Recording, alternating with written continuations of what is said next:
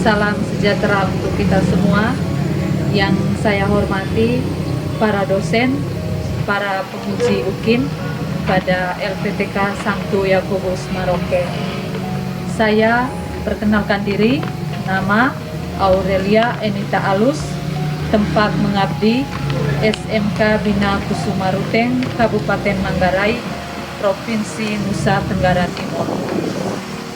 Saat ini saya selaku mahasiswa PPG dalam jabatan pada LPTK Santo Yakobus Maroke, BAT 2, dengan nomor peserta 50303342100001. Pada hari ini 30 November 2023 saya akan mengadakan kegiatan uji kinerja berupa praktik video kegiatan pembelajaran yang akan saya laksanakan pada sekolah tempat saya mengabdi, SMK Bina Kusuma Ruteng, Kabupaten Manggarai, Flores, Nusa Tenggara Timur, yang akan saya laksanakan pada kelas 10 dengan topik atau tema tentang suara hati.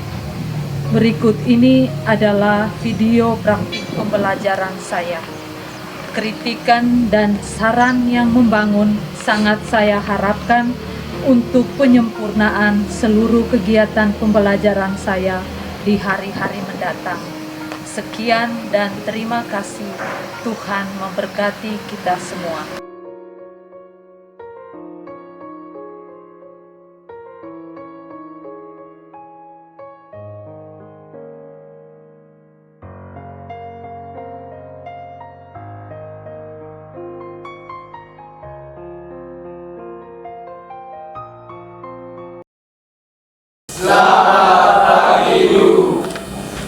Silakan duduk.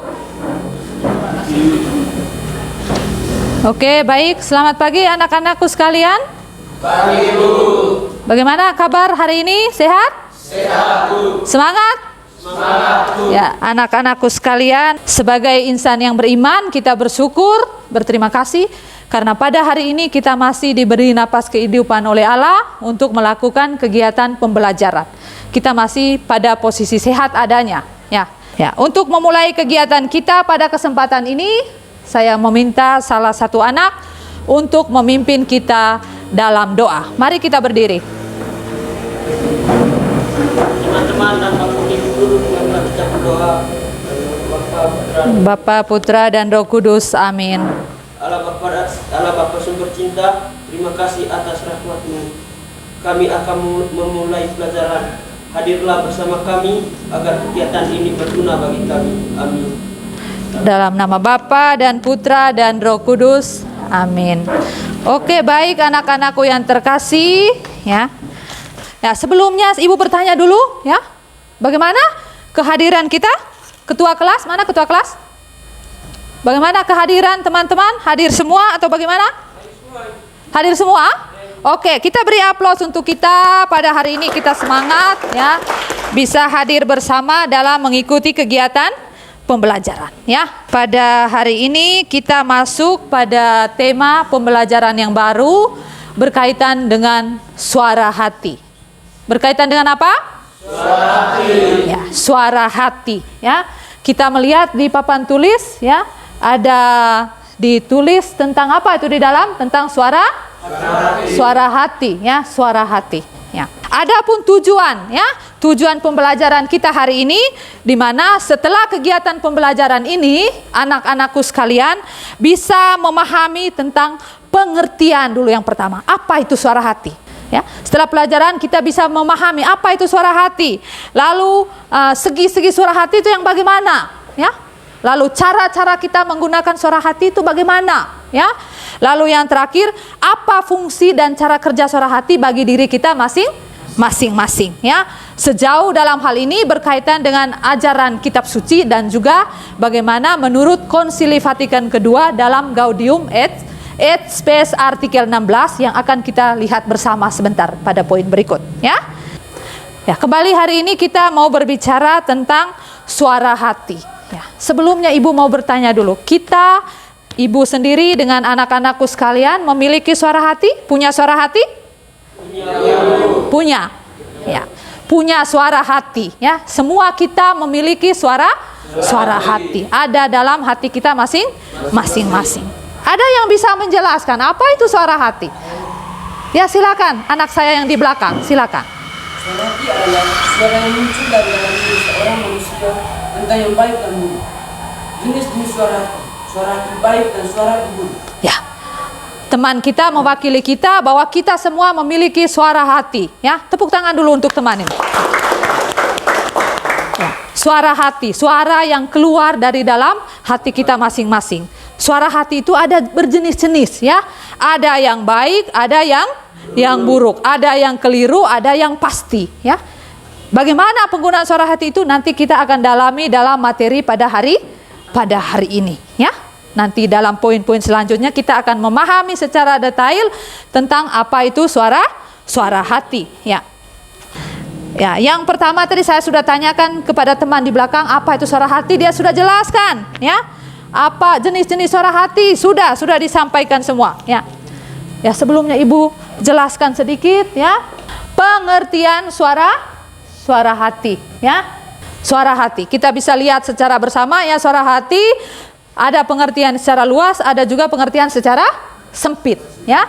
Yang secara luas dikatakan bahwa suara hati sebuah kesadaran moral yang ada dan tumbuh dari dalam diri. Itu pertama. Secara luas, ya. Secara sempitnya bagaimana kita menerapkan suara hati itu, lalu dia berperan pada saat kita melakukan sesuatu atau suatu tindakan, ya.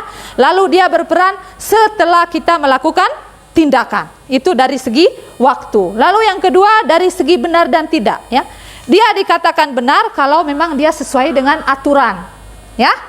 Kalau kita misalnya di sekolah saat ini, ya, kita hadir di sekolah tepat waktu segala macam, berarti suara hati kita itu dikatakan baik, ya, karena sesuai dengan aturan, ya. Tapi kalau kita mulai bolos, mulai menyontek dan segala macam, berarti dia sudah tidak sesuai dengan aturan, ya. Masuk yang ketiga, segi pasti tidaknya. Suara hati pasti apabila bahwa suara hati itu dia tidak keliru. Tapi bisa dikatakan bimbang kalau di dalam hati masih memiliki keraguan, ya. Oke, sekarang kita masuk tentang pedoman, ya. Pedoman suara hati, ya. Yang pertama, suara hati yang benar dan pasti, ya. Kita bisa baca di dalam, ya. Kalau suara hati itu baik, maka kita wajib melakukan, wajib kita buat. Tapi kalau suara hati itu buruk, maka kita tidak boleh melakukan atau kita tinggalkan, ya. Yang kedua, kata hati yang pasti tetapi keliru. Maka apa yang harus kita buat, ya? Perbuatan baik dapat atau wajib dilakukan. Perbuatan buruk sama harus ditinggalkan, harus ditinggalkan. Yang ketiga, suara hati yang tidak pasti, ya. Kita harus bisa memilih, ya. Kalau suara hati itu menguntungkan kita, ya, seperti saya contoh tadi, harus bertahan di kelas misalnya, tidak boleh bolos, itu menguntungkan kita, ya toh? Ya, menguntungkan. Itu yang harus dipertahankan, ya. Oke, baik. Sekarang cara kerja dari suara hati, ya, cara kerja suara hati. Dia mengatakan yang pertama, suara hati akan bertugas sebagai penghukum, ya, penghukum, ya. Seperti yang saya contohkan tadi, ketika kita berbuat baik, maka dia akan apa? Akan memuji, ya, memuji. Tapi ketika kita berbuat buruk atau berbuat jahat, dia akan menjadi orang yang menghukum, ya, rasa, ya, tidak? Ya. Tapi ketika kita berbuat baik, ya, melakukan hal baik, maka dia akan memuji, ya. Ketika kau tidak bolos, ketika misalnya ada guru yang datang memberikan sanksi bagi orang bolos, kita akan merasa senang, ya, senang, syukur bahwa saya kemarin tidak bolos, ya. Oke. Lalu suara hati bekerja dengan kapasitas moral, ya, dengan sebuah pemahaman yang dimiliki manusia sebelum melakukan sebuah tindakan, ya. Sebelum kita melakukan, kita sudah paham bahwa ini dia hal baik dan ini hal buruk, ya. Sudah bisa memilah, ya. Fungsi suara hati, ya, fungsi, ya.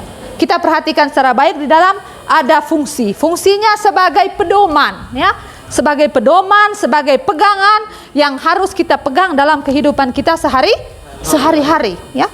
Seperti aturan dia. Suara hati ini seperti aturan. Kalau kita mendengar bisikannya dari dalam hati, berarti dia membawa kita pada hal baik dan juga membawa kita pada hal buruk. Makanya kita harus menjadikan suara hati sebagai pegangan, sebagai pedoman, ya, atau norma yang bisa menilai sesuatu apakah tindakan itu baik ataupun buruk, ya. Oke. Lalu sebagai pegangan untuk mengatur kehidupan kita sehari-hari. Kita sebagai anak sekolah, ya, bagaimana? Ya, kita harus bisa mendengarkan suara hati, ya, agar kita bisa bertingkah, bisa memilah ini yang baik dan yang buruk, ya. Oke, lalu sikap. Bagaimana sikap kita terhadap hati nurani? Di dalam, ya, harus menghargai, menghormati, ya, dan mendengar secara cermat, ya. Mendengar secara cermat setiap bisikan hati nurani yang ada dalam hati kita masing-masing. Oke, ya. Sekarang kita melihat bagaimana pandangan gereja, ya, pandangan gereja tentang hati nurani seperti yang Ibu sampaikan tadi, dan berdasarkan pendalaman kitab suci, ya. Saya meminta adik-adik untuk membentuk dalam kelompok diskusi, ya, dalam kelompok diskusi. Oke, Ibu akan bagikan lembar kerja untuk kalian, ya. Silakan membaca, ya, tentang tugas-tugas dan refleksi, ya. Kita perhatikan bersama, ya. Tugas yang pertama, kita membaca sebuah artikel singkat yang berjudul, coba perhatikan di lembaran kerja yang Ibu bagikan ini, ya. Di situ, ya, di situ ada tema tentang berjalan bersama Tuhan, ya. Sekarang anak-anakku sekalian, silakan mendalami refleksi itu, karena Ibu akan memberikan beberapa pertanyaan penuntun. Jangan yang lain hanya duduk kosong, hanya nongkrong, ya. Semua harus aktif dalam mengerjakan soal secara bersama-sama.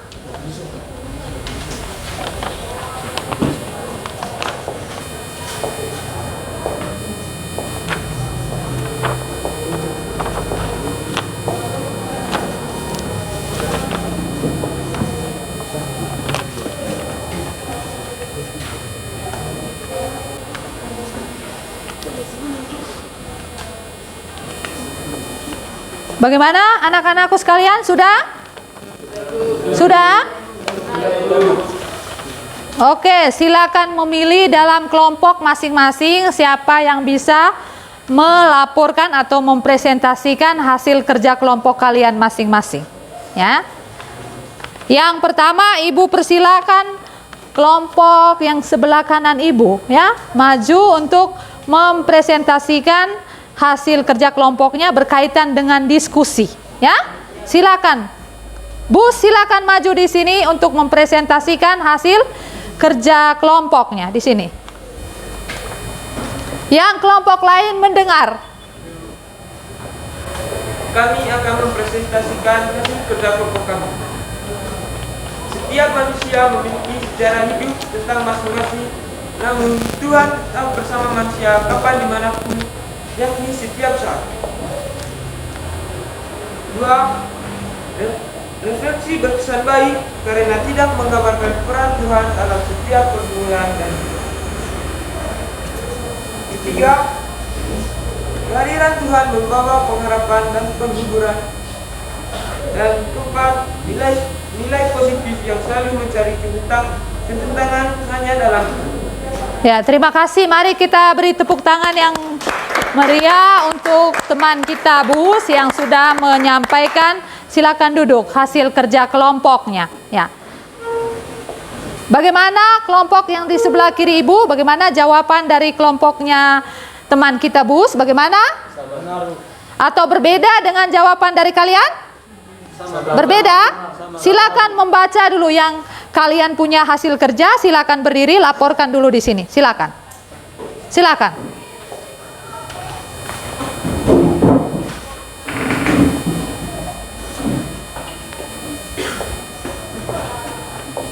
Yang refleksi, ya, silakan. Tuhan tetap bersama manusia kapan dimanapun, yakni setiap saat. Refleksi berkesan baik karena telah menggambarkan peran Tuhan dalam setiap pergumulan hidup. Tuhan hadir membawa pengharapan dan penghiburan kepada umatnya. Nilai positif yang selalu mencari ketenangan hanya dalam Tuhan.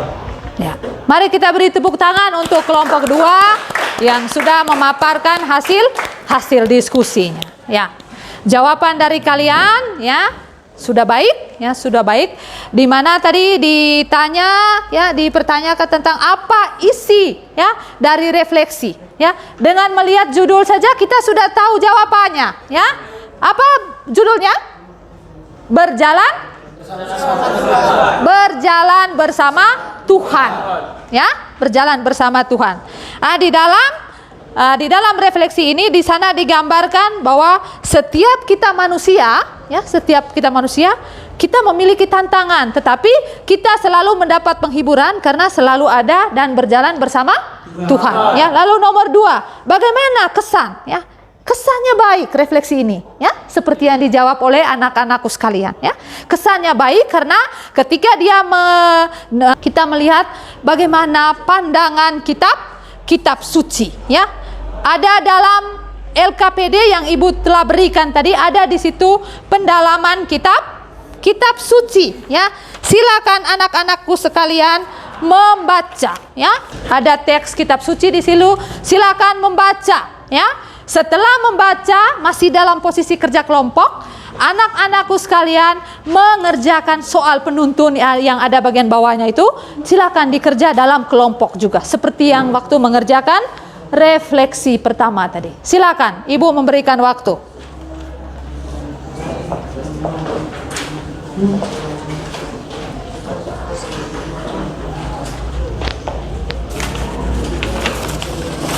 Silakan dikerjakan bersama-sama.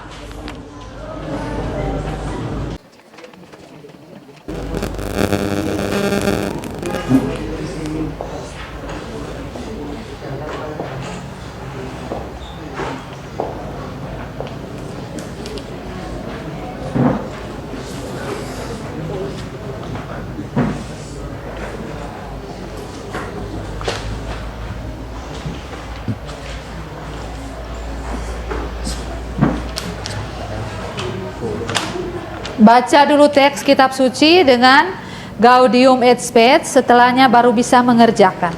Ya, baca secara baik dulu.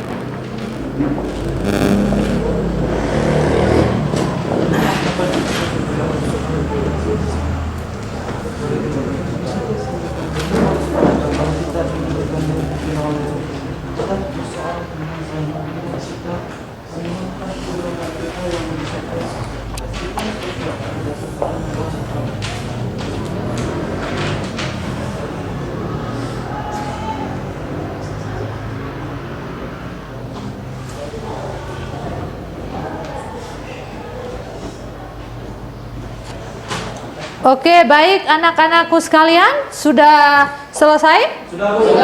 Sudah? Masih semangat? Masih, oke. Sekarang Ibu mempersilakan yang pertama, kalau tadi waktu pemaparan tentang hasil diskusi yang pertama tentang artikel, saya berikan kelompok yang di sebelah kanan.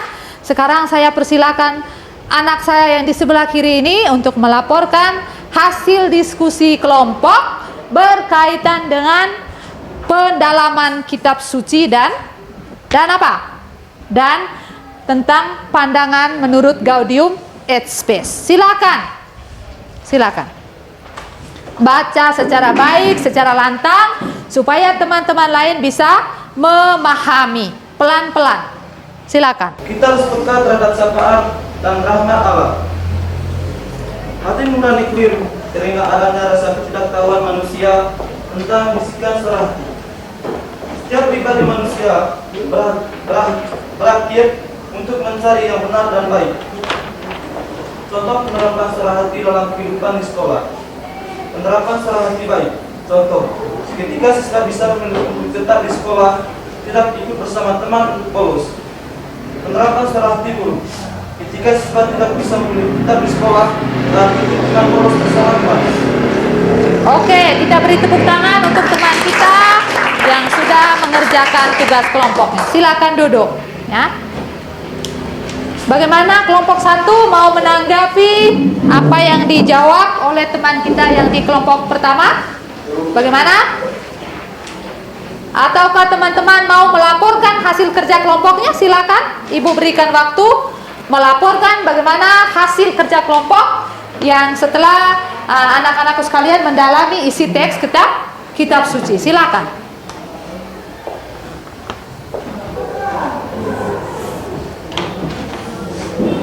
Kami akan mempresentasikan hasil kerja kelompok.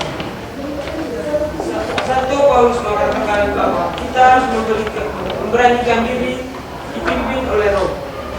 Kita harus berusaha menenangkan hati nurani kita dan mengalahkan kecenderungan kita yang kesedihan. Kita harus peka terhadap syafaat dan kata. Hati nurani biru karena ada rasa tidak bisa tetap di sekolah dan ikut bolos bersama. Oke, sudah kita berikan tepuk tangan untuk kelompok yang sudah melaporkan hasil diskusinya. Silakan duduk, ya.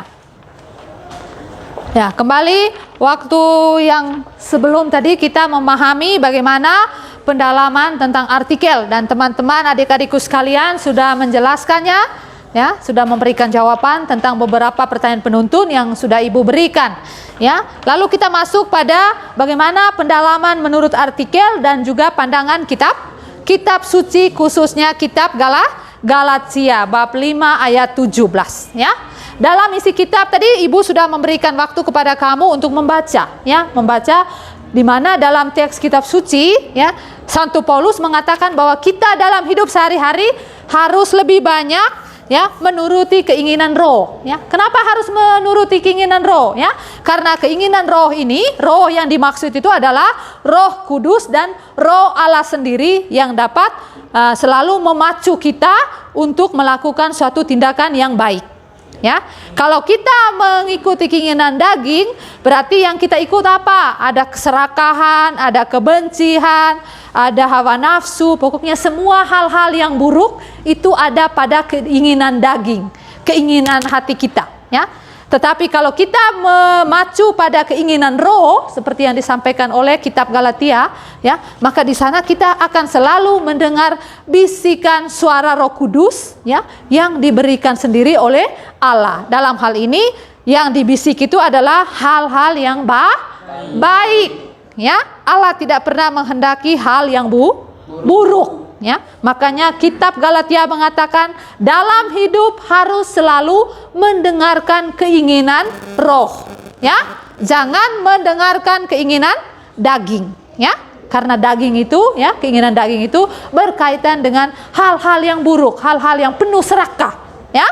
Oke. Ya, demikian juga menurut Gaudium et Spes artikel 16. Nah, di sana dikatakan, coba perhatikan anak-anakku sekalian, perhatikan di dalam, ya, hati nurani keliru karena ketidaktahuan yang tidak teratasi, ya.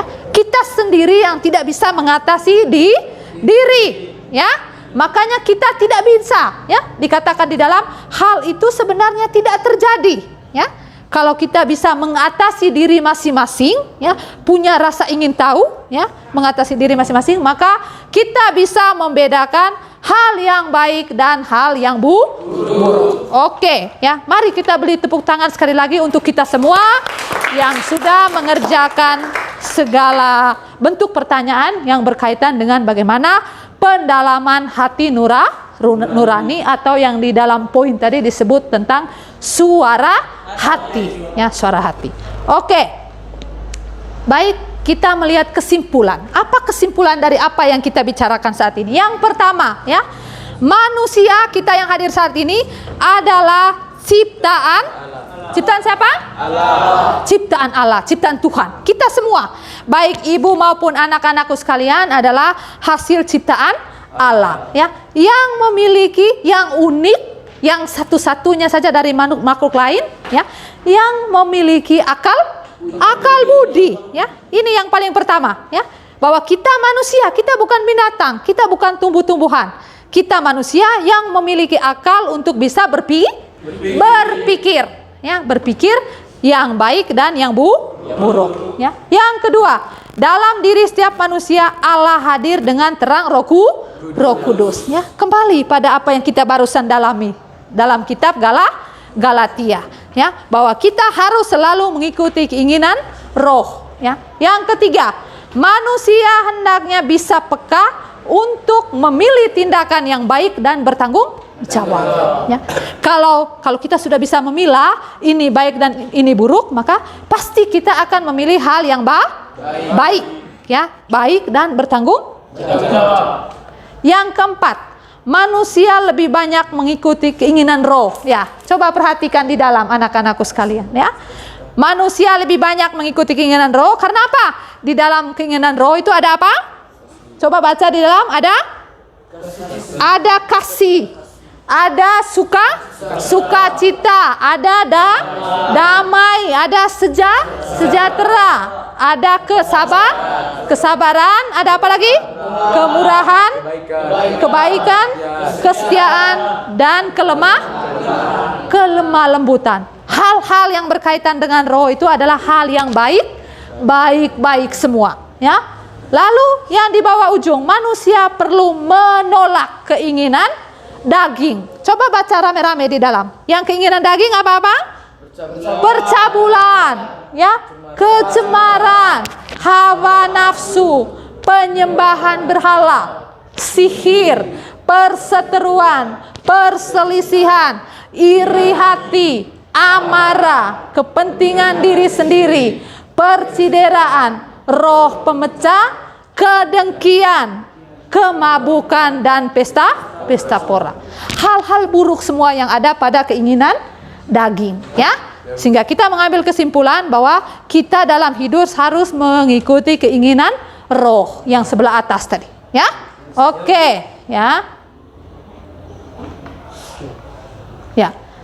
Coba perhatikan bagaimana cara kita supaya bisa melatih suara hati. Kalau anak yang ini dia bergaul dengan orang rajin, berarti dia akan ikut rajin. Ya. Dengan demikian anak-anakku sekalian, ya. Ada beberapa poin yang Ibu sudah sampaikan tadi. Sudah paham apa itu suara hati? Sudah. Oke, baik, ya. Kita sudah mendalami bersama secara panjang lebar tentang apa itu suara hati sampai dengan kesimpulan yang paling terakhir. Sebagai akhir kegiatan kita, Ibu akan memberikan tugas untuk kalian. Ya? Tugasnya, setelah Anda pulang sebentar, mencari di internet ataukah media-media apa, sumber-sumber apa saja yang bisa kamu cari, ya. Cari bagaimana cara supaya kita punya suara hati itu selalu baik, ya. Cari sumber-sumbernya di mana saja, silakan, ya. Mau cari di internet juga silakan. Nanti dibaca, ya, nanti pertemuan kali berikut disampaikan bahwa Ibu, saya sudah menemukan, ini tugasnya, saya sudah menemukan, saya sudah mengerjakan. Bapak sudah cinta, kami telah menyelesaikan kegiatan membaca. Semoga apa yang kami pelajari dapat berguna bagi kehidupan kami sendiri. Demi Kristus Tuhan kami. Amin. Dalam nama Bapa, Putra, dan Roh Kudus. Amin. Oke, silakan Nana duduk. 2, 3. Hati-hati gunakan tanganmu. Hati-hati gunakan tanganmu. Allah Bapa di surga melihat ke bawah. Hati-hati gunakan tanganmu. Oke, terima kasih banyak. Kita beri tepuk tangan untuk kita semua yang sudah menyukseskan kegiatan pembelajaran hari ini. Oke, baik. Anak-anakku sekalian, sampai bertemu lagi di pertemuan yang akan datang.